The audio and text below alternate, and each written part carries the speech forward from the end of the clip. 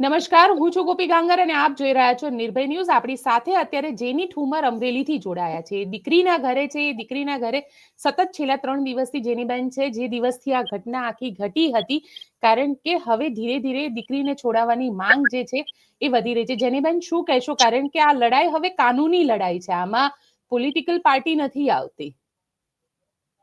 ગોપીબેન, સૌથી પહેલા તો હું એવી વાત કરીશ કે આપના માધ્યમથી આભાર માનીશ કે જે પ્રમાણે ગુજરાતે જાગૃતિ બતાવી. કોઈ દીકરી એ કોઈ સમાજની દીકરી કરતા પણ વિશેષ દીકરી હોય છે. જ્યારે મહિલા અને બાળકોની વાત આવતી હોય ત્યારે હું સ્પષ્ટપણે માનું છું ને અવારનવાર તમારા ચેનલના માધ્યમથી પણ હું બોલેલી છું કે જ્યારે દીકરીની, બાળકોની કે આવી કોઈ પણ સંવેદનશીલ મુદ્દાની જ્યારે વાત આવે ત્યારે કોઈ પણ પક્ષ, વિપક્ષ, રાજકારણ, સમાજ આ બધું સાઈડમાં મૂકીને એના પરિવારને, એને જે વિક્ટિમ હોય એને મદદરૂપ થવું જોઈએ. જે પ્રમાણેની આ ઘટના થઈ, ગયા શુક્રવારે દીકરીની ધરપકડ આ જ ઘરેથી, જ્યાં હું બેઠી છું ત્યાંથી જ રાત્રે 12 વાગે દીકરીની ધરપકડ કરવામાં આવી. ત્યારથી લઈને ઓલમોસ્ટ હું તો કહીશ કે બીજા દિવસથી દીકરી માટે કેસ લડવા કોઈ તૈયાર નહોતું. આ વકીલ જેના ઉપર કાલે આરોપ લાગ્યો છે એ તૈયાર થયો કે કોઈ પણ લોકોને કરવું હોય કે ન કરવું હોય, દીકરીનો મુદ્દો છે, કોઈ કેસ લેવા તૈયાર નથી તો હું આનો કેસ લડીશ. એના માટે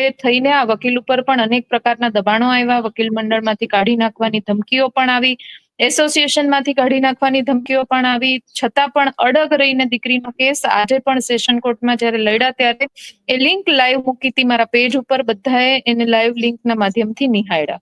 એટલે એટલા માટે આ બધું મારે કહેવું પડે છે કે જ્યારે આપણે સચ્ચાઈ માટે લડતા હોઈએ ત્યારે હંમેશા વધારે ખુલાસાઓ આપવા પડતા હોય ને એ હું હંમેશાથી માનતી આવી છું. જે પ્રમાણે અનેક કિસ્સાઓમાં પરિવારની સાથે કે જે પણ વિક્ટિમ હોય એની સાથે ઉભા રહીને એક અહેસાસ તો જરૂર થયો છે કે જ્યાં સુધી કોઈ પણ કેસ સંપૂર્ણપણે પ્રકાશમાં નથી આવતો ત્યાં સુધી કોઈ હાથ પકડવા માટે તૈયાર નથી થતું. ને જ્યારે પ્રકાશમાં આવી જાય છે ત્યારે બધાને આની ક્રેડિટ લઈ લેવી હોતી હોય છે. એ પ્રકારનું વલણ દરેક જગ્યાએ થતું હોય છે. એમાં કોઈ હું મારી વાત, આ કિસ્સાની વાત કે બીજી કોઈ પણની વાત નથી કરતી, પણ આમાં સૌથી વધારે ભોગ કોઈ બનતું હોય તો એ પરિવાર બનતો હોય છે. કારણ કે અનેક પ્રકારની અફવાઓ પરિવાર સુધી આવતી હોય, અનેક પ્રકારની ધમકીઓ પરિવાર સુધી આવતી હોય.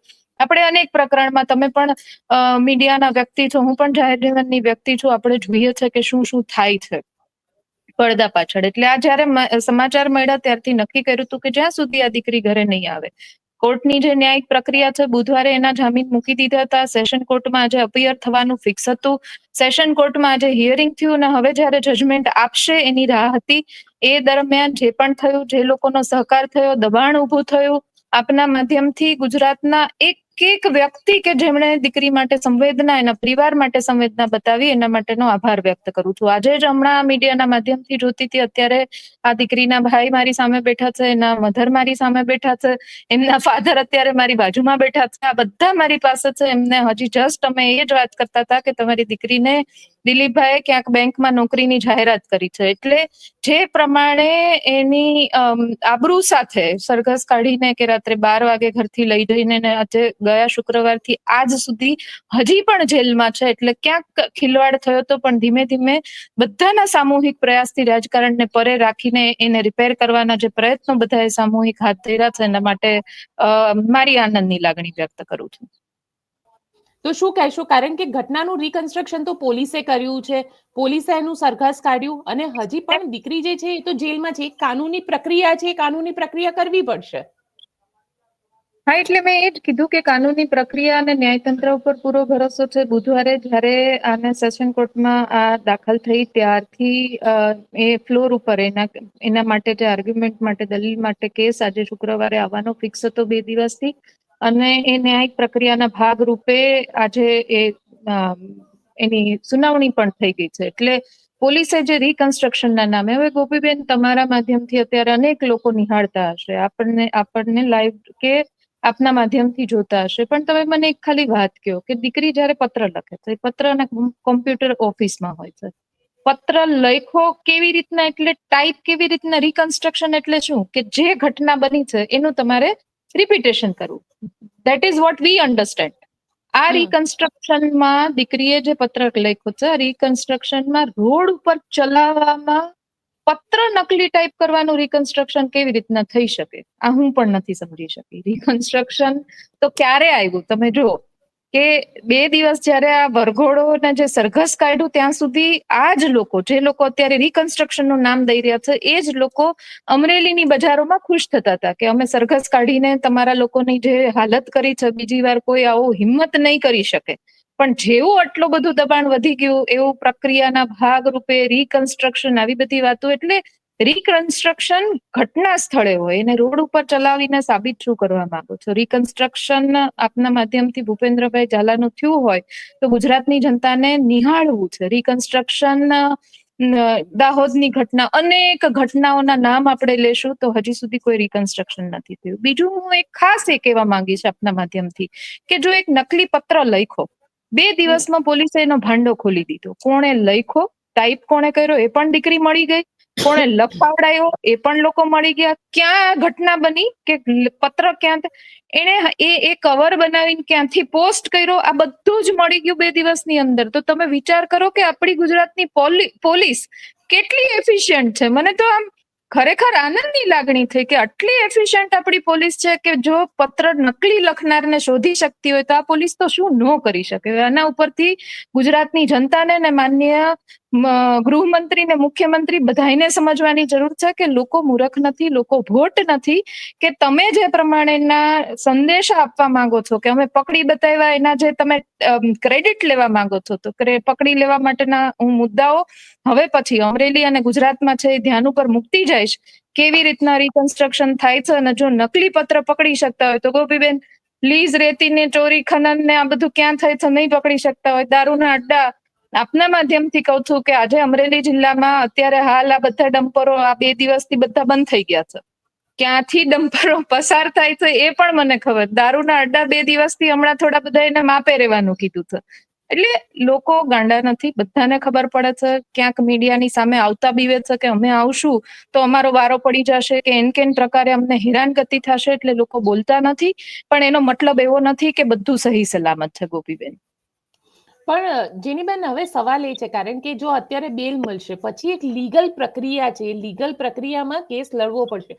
આખો પાટીદાર સમાજ સામે આવી ગયો, કારણ કે ક્યાંક ભારતીય જનતા પાર્ટીને એવું લાગ્યું કે આટલી એક એમની જે પાટીદાર વોટ બેંક છે, પાટીદાર વોટ બેંકને નુકસાન ન જાય, ક્યાંક એવી પણ એક પ્રક્રિયા કરવામાં આવી. દિલીપ સાંઘાણીથી લઈને બધા જ લોકો આજે જેલ પર પહોંચી ગયા. એફઆઈઆર માંથી જ આ દીકરીનું નામ કમી કરવામાં આવે અને વોટ બેંક હાથમાં ન જાય એવી ચિંતા કરવાનો અધિકાર અત્યારે એટલા માટે કોઈને નથી કે આટલો બધો પ્રકાશમાં લાવવા માટેનો જશ આ જેને લોકોએ સોશિયલ મીડિયાથી જાગૃતિ બતાવી એના સિવાય કોઈને નથી જતો. કોઈ એવું કહેતું હોય, કોઈ ભારતીય જનતા પાર્ટીના આગેવાનો એમ કહેતા હોય કે અમારા લીધે આવું થયું છે, અમે આવું કર્યું છે, તો નહીં. આ જશ ફક્ત ને ફક્ત સોશિયલ મીડિયા જાગૃતિ દર્શાવનાર સોશિયલ મીડિયા અને મીડિયાના યોદ્ધાઓને જાય છે કે એમણે એ પ્રકારે દબાણ ઊભું કર્યું કે સરકારમાં કોઈ આ કોંગ્રેસ રાજનીતિ કરે છે, આવી વાત ન કરો. હું પણ પોતે અહીંયા ગળામાં ખેસ પહેરીને નથી બેઠી. મેં ઘરમાં આવીને મારો પરિચય તમારી દીકરી તરીકે જ આપ્યો છે. મેં એવું નથી કીધું. અને ગોપીબેન, અત્યારે કોઈ ચૂંટણી પણ આવતી નથી, એટલે કોઈ પણ વાત કરતા હોય ત્યારે કોંગ્રેસનું આ કાવતરું એ એમની નબળી માનસિકતા છતી કરે છે. અને આ જશ ફક્ત ને ફક્ત દીકરી આજે ઘરે આવે કે એના ન્યાયિક પ્રક્રિયાના ભાગ રૂપે કાલે ઘરે આવે, જ્યારે પણ ઘરે આવે, જશ ફક્ત દીકરી માટે જાગૃત થનારા જે યોદ્ધાઓ છે અને જેમણે સરકાર ઉપર પત્ર દ્વારા, આવેદન પત્ર દ્વારા, અનેક પ્રકારના વિડીયો દ્વારા, અનેક પ્રકારની પ્રેસ કોન્ફરન્સ દ્વારા જે દબાણ ઊભું કર્યું છે એના માટેના જશ એમને જ મળશે. એટલે બાકી બધા જે અત્યારે પાછળ રહી ગયા અને અમારે કંઈક હવે અમારા લોચા પડશે, એ લોચાવાળા અત્યારે બધા રિપેર ને સાંધા મારી રહ્યા છે, એનાથી વિશેષ મારે કેવું નથી. લોકો ભણેલા પણ છે અને જાગૃત પણ છે ગોપીબેન. લોકો સાંધા મારી રહ્યા છે એવી વાત તમે કરી રહ્યા છો. કૌશિક વેકરિયા માટે શું કહેશો? કારણ કે તમે તો ત્યાં અમરેલીના છો, રાજકારણની નજીકથી જુઓ છો. મેં વાત એ જ કરી પેલા કે કોઈ પણ વ્યક્તિ માટે વ્યક્તિગત કોઈ જ વાત નહીં કરું. આજે કૌશિકભાઈ માટે હું સ્ટેટમેન્ટ આપીશ તો અગેન એ પોલિટિક્સમાં જ પરિણમશે. દીકરી હજી ઘરે નથી આવી ત્યાં સુધી કોઈ પણ માટે એક પણ શબ્દ હું મારા પેલાથી ઉચ્ચારવા તૈયાર નથી. હશે એમણે પણ પ્રયત્નો કર્યા હશે, જે પણ પ્રકારના પ્રયત્નો કર્યા હશે સમાજની સામે, લોકોની સામે, ગુજરાતની સામે આવશે. સાચા હશે તો લોકો સાચું કહેશે, નહીં સાચા હોય તો ખોટું કહેશે. કોઈ પણ વ્યક્તિ આગેવાન હોય એટલે કોઈના વ્યક્તિગત વાત નહીં કરીને અત્યારે એકમાત્ર ઉદ્દેશ છે કે આ દીકરીને આ ઘરે લઈને આવું, બસ. જેનીબેન, એક સવાલ એ પણ તમને પૂછીશ, કારણ કે જે પોલીસ અધિકારીઓએ આ કામ કર્યું છે કે આ કૃત્ય કર્યું છે, કારણ કે 12 વાગે રાત્રે લઈ જવાની, સરઘસ કાઢવાનું, એ પોલીસ અધિકારીઓ માટે હર્ષ સંઘવીને આપ શું કહેશો? બધાને દીકરી આવશે. આપણે સ્ત્રી સશક્તિકરણની વાતો કરીએ છીએ. ગોપીબેન, તમે પણ દીકરી હશો, તમે પણ મહિલા છો, હું પણ દીકરી છું, હું પણ મહિલા છું, અને આપણે સ્ત્રી સમોવડીની વાત કરીએ છીએ તો આ આખું ડિસિઝન હું દીકરી જ્યારે બહાર આવે, અહીંયા ઘરે આવે ત્યારે હું એના ઉપર જ મૂકવા માંગુ છું. એના વતી કશું જ બોલવા નથી માંગતી. દીકરી આવશે, એને જે પ્રમાણેનું જે પણ કેવું છે એનો અવાજ હું બનીશ, પણ એની સાથે ચર્ચા કરીને. બાકી કોઈના માટે હું કંઈ કહું અને કંઈ સમજે એનો કોઈ મતલબ નથી, પણ કોઈ પણ ચમરબંધીને છોડવામાં નહીં આવે. એના આપણે અનેક અવારનવાર ઉદાહરણો જોઈ ચૂક્યા છે, એટલે એના માટે મારે કશું જ કહેવાનું થતું નથી.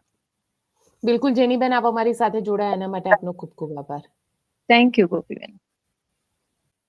આપ શું વિચારો છો મને કોમેન્ટ બોક્સમાં ચોક્કસથી લખીને જણાવજો, અને અમારી ચેનલ નિર્ભય ન્યૂઝને લાઇક, શેર અને સબસ્ક્રાઇબ કરવાનું ભૂલશો નહીં. આભાર.